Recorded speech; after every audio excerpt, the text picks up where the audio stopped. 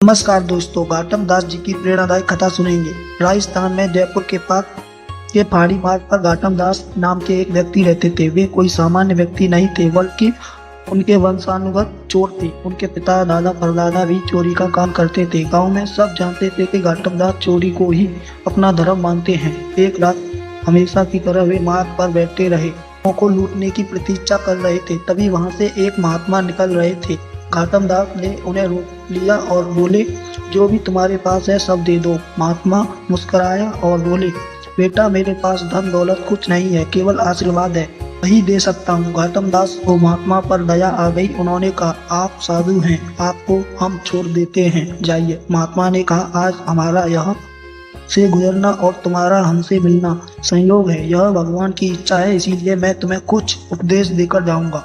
गौतम दास ने कहा, महात्मा जी, हम चोरी नहीं छोड़ सकते, यह तो मेरे रक्त में है। हमारे लिए चोरी ही धर्म है। जिसको लूटता हूँ उसे प्रणाम कर अन्नदाता मानकर लूटता हूँ। महात्मा ने मुस्कुराकर कहा, तो फिर चोरी मत छोड़ो, पर मेरी 3 बातें मानो।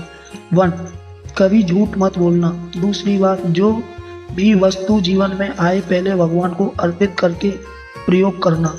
तीसरी, जहाँ भी मंदिर आश्रम संत दिखे, चाहे कितनी भी जल्दी हो, रुककर प्रणाम करना और श्रद्धा से परिक्रमा करना।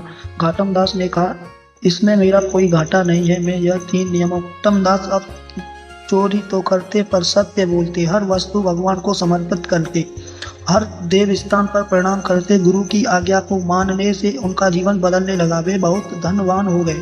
हर वर्ष अपनी कमाई का एक हिस्सा गुरु के आश्रम में भेंट करते। एक दिन उन्होंने सोचा, क्यों ना एक ऐसी चोरी करूं जिससे जीवन भर का प्रबंध हो जाए। उन्होंने तय किया कि वे नगर के राजा का सबसे प्रिय सफेद घोड़ा चुराएंगे। वे महल पहुंचे। द्वारपालों ने रोका, कौन हो? गौतम दास ने कहा, सच, मैं चोर हूँ। द्वारपाल समझ गए, यह राजा का कोई गुप्तचर है। वे बोले, जाइए भीतर। गौतम दास भीतर गए और सफेद घोड़ा चुरा लाए।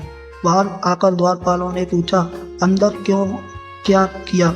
उन्होंने कहा, घोड़ा चोरी कर लिया, अब इसे बेचकर धन कमाऊंगा। द्वारपाल हंसते हुए बोले, जाइए। तुम्हें राजा को पता चला कि उनका प्रिय घोड़ा गायब हो गया। जांच करने पर पता चला, एक व्यक्ति सच कहकर घोड़ा ले गया। सैनिक को आदेश हुआ, उसे पकड़ो।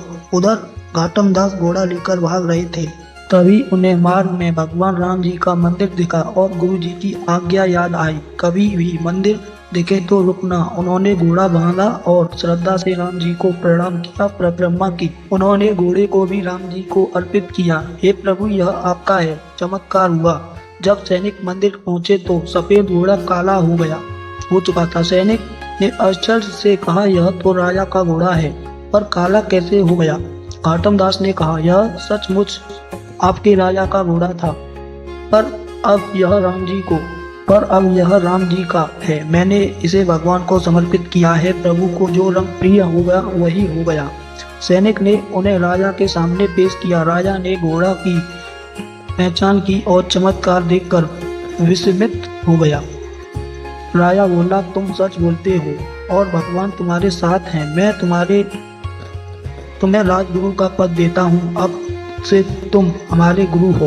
गौतम दास रो पड़े और बोले, मैं चोरी नहीं छोड़ी, पर केवल गुरु की आज्ञा का पालन किया और भगवान ने मुझे यह सम्मान दिया। यदि मैंने पाप भी छोड़ दिया होता तो आज केवल राजगुरु ही नहीं, भगवान स्वयं मुझे दर्शन देते। इस प्रकार गुरु आज्ञा पालन का फल दिखाने वाली इस प्रेरणादायी कथा हमें सिखाती है कि सच्चे मन से गुरु और भगवान की आज्ञा मानने पर जीवन बदल सकता है। और दोस्तों, चैनल को सब्सक्राइब करें और लाइक करें और बेल आइकन जरूर दबाएं। ऐसी ही प्रेरणादायक कथा सुनने के लिए हमारे चैनल को सब्सक्राइब कर लें।